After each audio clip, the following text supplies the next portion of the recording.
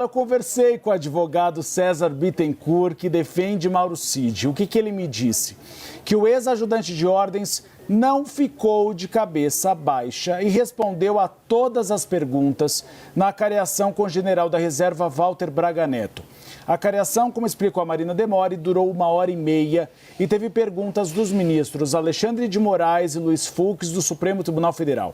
Segundo o advogado, Cid reafirmou declarações anteriores. Abre aspas o que me disse o advogado César Bittencourt. Ninguém fica de cabeça baixa. O Cid respondeu a todas as perguntas, sem novidades, afirmou o advogado, que complementou. Mauro Cid repetiu o que já tinha dito. A acareação é assim mesmo, acrescentou.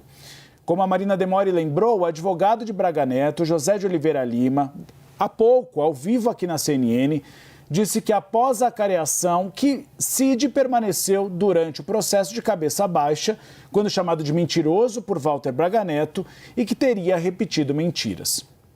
José de Oliveira Lima, vocês veem a imagem dele aqui do lado, anunciou que fará um novo pedido de anulação da delação premiada de Mauro Cid e que recorrerá do fato que a acareação não tenha sido gravada. Luísa Martins, a gente fica a palavra de um pela palavra de outro. Essa é a questão de não ter uma acareação sendo gravada. E, claro, cada advogado vai puxar a sardinha para o seu cliente.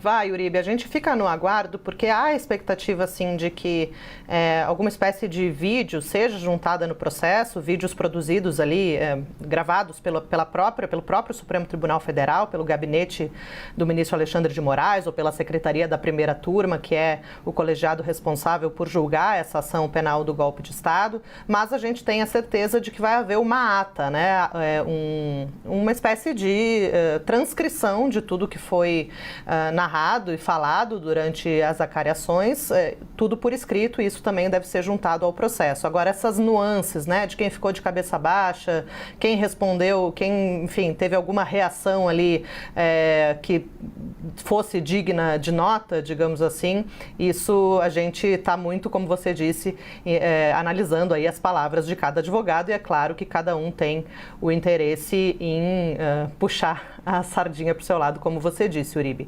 Então, claro, tem essas duas versões, né? O advogado do general Walter Braga Neto diz que Cid mentiu, ficou de cabeça baixa. O advogado de Cid acaba de dizer a você que ele não ficou de cabeça baixa, não, que respondeu todas as perguntas.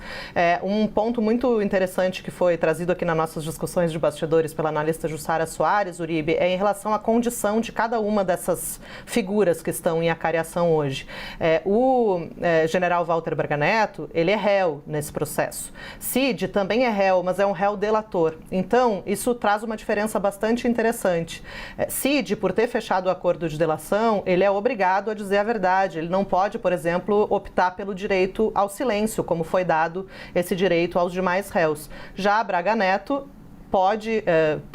não vai sofrer nenhuma consequência se mentir ao dar a sua versão dos fatos, né? Inclusive, isso é falado em alguns despachos pelo próprio ministro Alexandre de Moraes, que os réus, eles têm, nessa etapa do processo, direito amplo à autodefesa, né? Inclusive podendo falsear a verdade. Foi essa a expressão que o ministro Alexandre de Moraes usou em uma das suas decisões. E essa condição em que um pode mentir e o outro não, vai se repetir também na acareação entre Anderson Torres e o general Freire Gomes, na medida em que Freire Gomes não é réu nesse processo, ele é apenas uma testemunha, e a testemunha tem sim o compromisso de dizer a verdade e pode responder por falso testemunho caso acabe mentindo. Já Anderson Torres, por ser réu, pode ali, né, falar algo que possa contribuir para a sua defesa, mas que não necessariamente seja verdade. Então, isso também deve ser observado na hora que a gente analisa, né, o que foi discutido, quais foram as respostas que foram dadas